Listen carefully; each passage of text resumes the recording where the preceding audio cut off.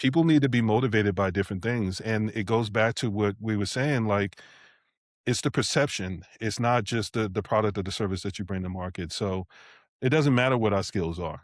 It's the perceived value of the skills. If I'm talking to somebody about something that they don't prioritize, why would they pay me for it? That just means I have to sell even more or sell even harder to be able to get them to do that. So the pyramid schemes, they make it sound easier than it is, and they'll tell you about the ROI and things that they got, but that was before. What I want to hear is when you tell me something like that, well, who was that for? And what did you have what was your starting point? Because your starting point will tell me what parts of that I can take and apply to my business and do all the rest of that. I love that you have your system because organization is actually organizing all the information that people got from all of these other places and saying, okay, well, let me organize this information and put a process around it and customize it so that you have a system that actually works for you, not just what someone says works for them. And you're copying a content creator's tactic or strategy when you're a service provider or a product provider. Like you have to pull pieces of things and Yep. make it so that it fits what you're doing. There are a lot of intellectual pickpockets out there as well. Yep. I wanted you to put your information out there as far as letting people know the framework without necessarily going into the details. I'm gonna stop my rant there, but touch Oh, the nerve when you talked about that part to go, "Oh god, yeah, yeah." Pyramid schemes, it just the level of money that people will burn through, and then when they get to the person that actually could help them, they're either jaded or broke.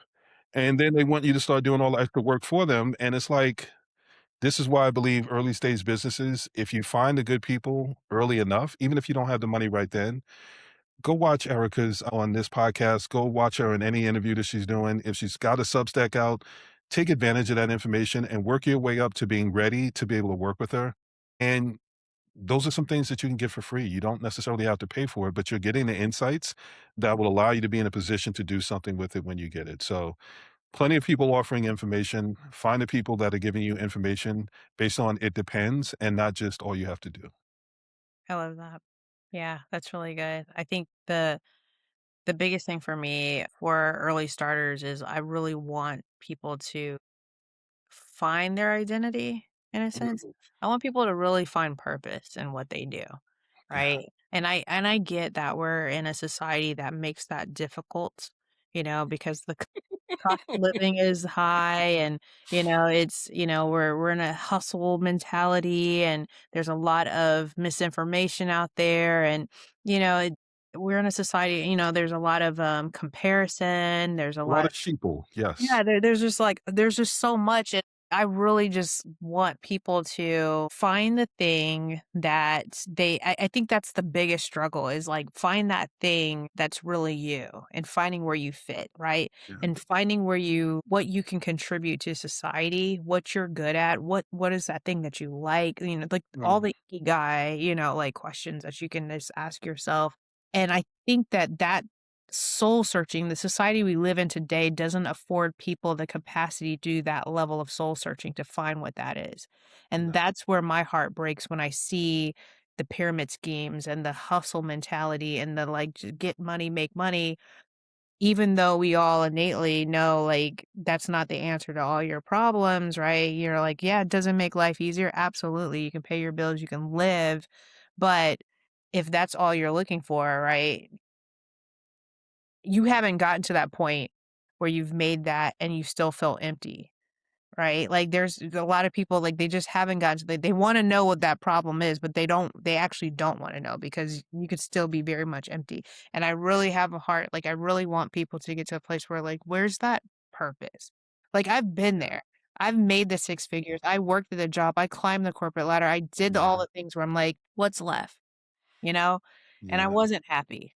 I wasn't happy in that space, and I'm like, "No, I need to, step out here and really do that work," where it was like, what am I actually good at? What can I offer people, where I'm gonna get that fulfillment and they're gonna get that fulfillment? Like, they're actually gonna be Yeah. benefit from the skills that I bring to the table, and now I'm not just getting paid, just to walk down long hallways, in villages and there's some people are working really hard and holding Mhm. it together, and other people are hiding behind the water cooler, Mm. like those things, right?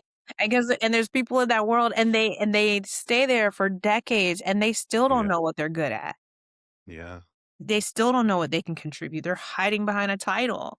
Yeah. And it's like, what are you doing with your life, right? And so that's kind of where my heart when I hear about, like, the pyramid schemes and the hustle mentality and stuff like that breaks my heart because then I wanna, like, tell me your story.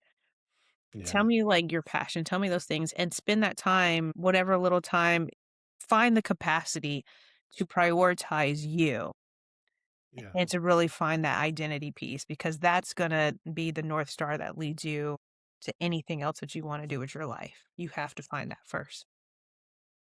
Absolutely. Yeah, we've both been in the rooms. We both have at some point decided, you know what, I could stay over here and make that money, or I could actually be a difference maker and actually do something that actually aligns more with who we are. I mean, bless the people's hearts that are in it for the money and don't care about anything else. There's more than enough space out there for you to be able to do whatever you're doing. I know the emptiness of making money and getting to a level, and I just go to LinkedIn. That's all I say is go to LinkedIn and look at my experience to be able to go, I used to go to interviews and people are like, well, why'd you move from that to this? And it's like, you know what? I love the music business, but the business of music made me not love music Mm. because I got to see the artists and the people that were passionate about the stuff that they wanted to be able to do.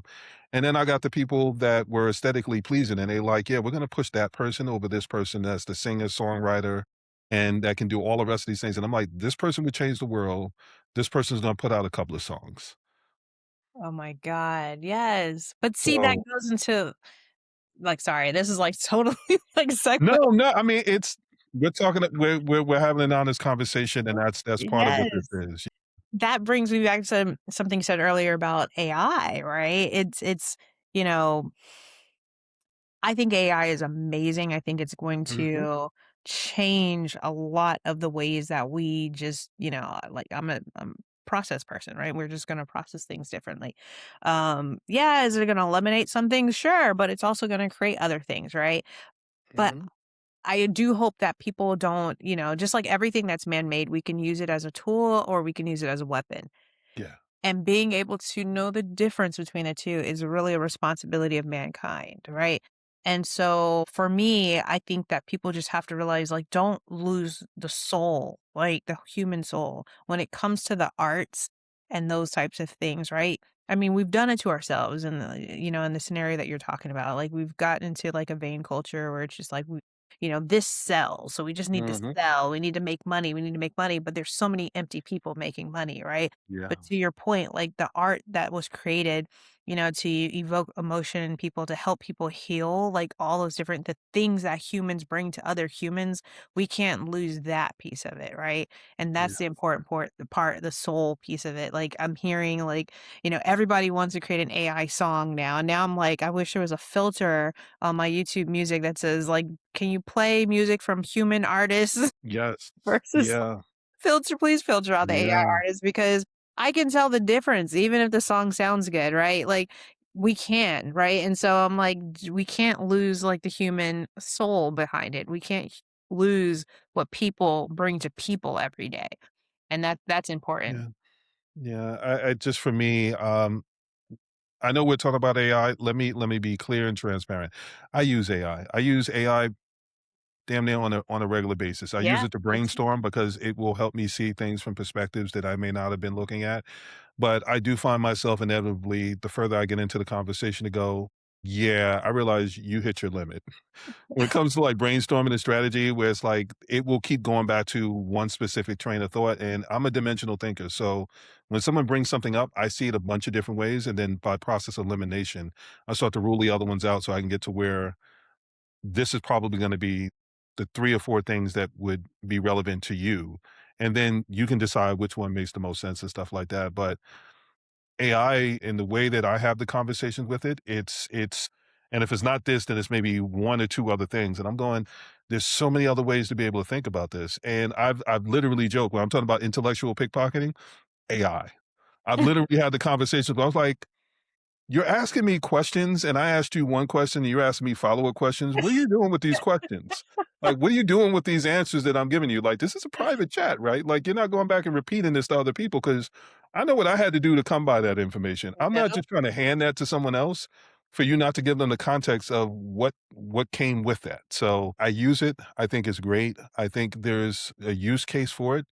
You have to find a use case that aligns with who you are, not just externally, but internally. And you have to be able to make sure that, if you're someone that has, I don't even say a conscience, if you understand what it is, like the consequences of using things in certain ways. Yeah, So cool. yes, there are people putting AI songs out and things like that. Yes, there's commercials out where they're using AI actors, and I'm going, wow. So you're willing to just put even actors out of business now. Mm, mhm. There's consequences to these things. And one of the things that I try to express to people, like the people that initially like, oh, it's coming after our jobs. My thing is to teach you the process. That's why wanted to have this conversation with you. That's why I love what it is that you're doing. My father always said, if you're not making a difference, you're taking up space. I'm a firm believer in that. Mhm. So, if you understand the process, I try to teach the process. You're teaching the process. When you understand the process, then you can identify where you bring value in the process. AI is coming in and it's lowering the entry level. So it's just making it so that anyone feels like they can do something, and now everybody thinks they're a freaking expert. I Okay. That's why I believe in I'm teaching the process, but I'm also teaching discernment. Ask Mhm, follow-up questions. Here's mhm. some follow-up questions to be able to ask, and this is how you can weed through who's full of it and who's actually got context that they can fill in and be able to show you how to apply it to what you're doing. When someone says all you have to do is, here's the follow-up questions.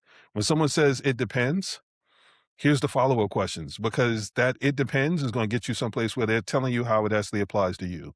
When someone Exactly, says all you have to do is, you have to sort through all of that to be able to get to here's how it applies to you.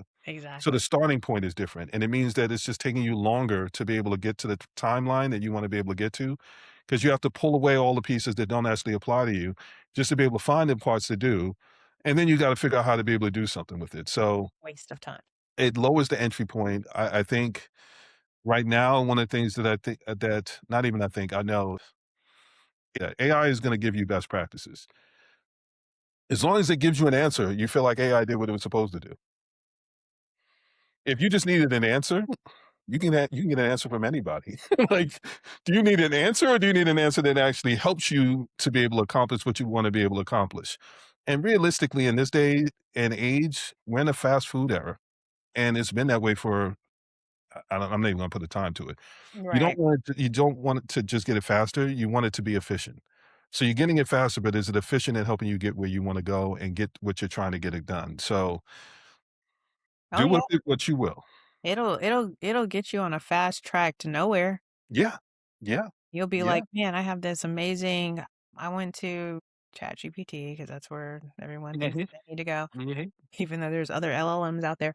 But they'll have one of the things I'll ask clients, like, "I wanna see your business plan, and please don't generate it on ChatGPT. Like, I need you to know line for line because I'm gonna question you on it. Yeah. Ask you questions, I need to know that you know it, and it's a tool, right? Yes. Use it to break down parts of it, right? Mhm. Use it to do your research, right? I mean, I don't expect you to go to the library and find the encyclopedias and go out there and, like, I want you to use the technology, right? Like, I have a background in software engineering. So I want you to use technology. Yeah. However, use it as a tool. Like, don't use it as your brain.